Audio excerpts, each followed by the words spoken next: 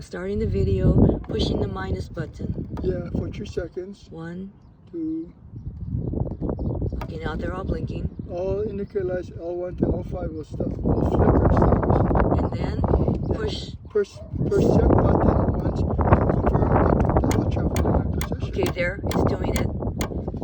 And then you're supposed to push the, Okay, the indicator lights will be on a sequence from Right. L5 to L1. then Okay, gate closing limiting position. push Push minus. and hold minus button to enable the gate to run its appropriate Okay. position. There, okay, I pushed it. Okay, now those two lights are blinking.